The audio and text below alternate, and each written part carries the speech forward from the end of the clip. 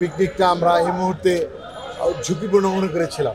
হালকা থ্রেট ছিল। সমস্ত বিল যা আসতো সব 50% করে দিয়েছেন। সার্বিক অবস্থার কারণে, অনেকের মন মানসিকতার কারণে পিকনিকটা আমরা এই মুহূর্তে ঝুঁকিপূর্ণ মনে করেছিলাম।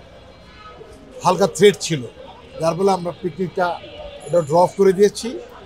পরবর্তীতে সিদ্ধান্ত নিলাম যেহেতু একটা অপরচুনিটি আছে, একটা ধর্মের মাস, রমজান মাস চলে আসছে, সেই হিসেবে আবার একটা কমিটি করলো মাননীয় প্রেসিডেন্ট। তো আমার কাছে মনে হয়েছে যে আমরা শিল্পীরা সবাই একত্র হব, শিল্পীদের সাথে খাবার শেয়ার করব, ভালোবাসা শেয়ার করব।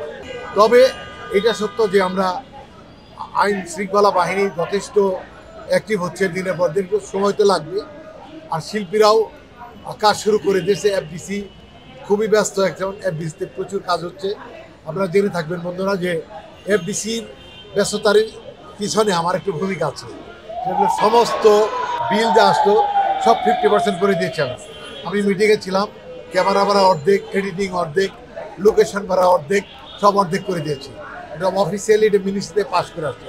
বিধায় ইদানিং আপনারা এফডিসিতে দেখবেন সেট হচ্ছে, ক্যামেরা পাওয়া যাচ্ছে না, ব্যস্ত হয়ে গেছে এফডিসি। তো আমরা চাই যে মুভিও হবে, প্রচুর মুভি হবে এবং শিল্পীদের কর্মসংস্থান হবে। আমরা সেই আশায় কাজ করে যাচ্ছি। ঈদে একটা মানবিক সহায়তা আমরা রাখবো, যে শিল্পীরা নিজের থেকে ঈদটাকে পালন করতে পারে না, তার সাপোর্ট লাগে, সেটা আমরা করবো ইনশাল্লাহ। সেটা আমরা মিটিংয়ে এটা ক্লিয়ার করেছি।